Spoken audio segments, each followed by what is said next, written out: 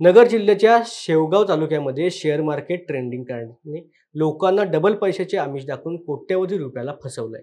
अमोल कदम नावाचा हा share market चालक सध्या पसार झालाय. तालुक्यामधील अनेक गुंतवणूकदारांची या शेअर मार्केट चालकाकडे बँकेच्या माध्यमातून आरटीजीएस करून लाखो रुपयाची गुंतवणूक केली होती. याने गुंतवणूक केलेल्या रकमेचा मात्र परतावा तर दिला नाहीच, उलट परतावा मागण्यास गेलेल्या गुंतवणूकदारांना उडवाउडवीची उत्तरे दिली. आपली फसवणूक झाल्याचं लक्षात येताच अनेक गुंतवणूकदारांनी पोलिसांकडे धाव घेऊन तक्रार दाखल केली आहे.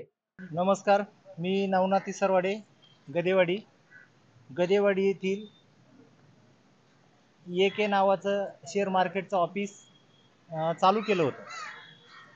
तर त्या चालकाचं नाव आहे अमोल अशोक कदम.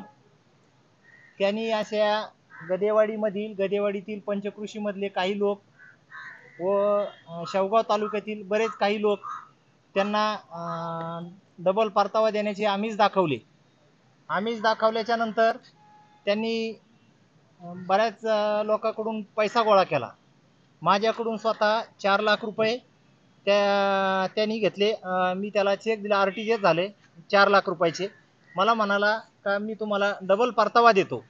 त्या परताव्याचे आम्हाला आमिष दाखवले व आम्ही त्या आमिषापोटी गेलो आणि पुन्हा परत त्याच्यावर 1-2-4 दिवसांनी त्याचे वडील आले.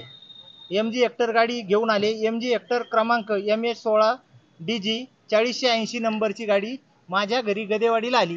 त्याचे वडील होते, त्याच्यासोबत अजून 3 जण होते आणि ते 3 जण आलेले असता त्यांनी मला म्हणले का आता काय झालं, आपल्या ट्रेडिंगसाठी थोडा पैसा कमी पडलाय आणि आपण जर पैसा लावला तर आपल्याला पैसा भेटन आणि मग आम्हाला भेटल्याच्या नंतर आम्ही तुम्हाला देतोय. असे त्याच्या वडिलांनी परत मला आमिष दाखवले आणि माझ्याकडून 1 लाख रुपये रोख स्वरूपाचे तो घेऊन गेला. त्याचे वडील घेऊन गेले.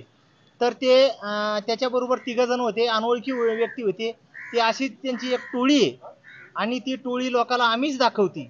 आमिष दाखवून सनी लोकांचे पैसे हडप करतात. त्यांनी हा हडप करण्याचा धंदा धरला आणि आदरणीय आता आपले शेवगावचे पोलीस निरीक्षक बदाने साहेबाकडे आम्ही अर्ज घेऊन गेलो आणि बदाने साहेबांनी आम्हाला अगदी व्यवस्थित मार्गदर्शन केलं आणि त्यांनी सांगितलं जर तुमचे खरोखर पैसे जर गेलेले असेल, तुमच्याकडे जर सगळं टायटल क्लिअर असेल तर आम्ही ह्या अमोल कदमवरती योग्य ती कारवाई करू, असे आम्हाला PI बदाने साहेब यांनी आम्हाला आश्वासन दिले.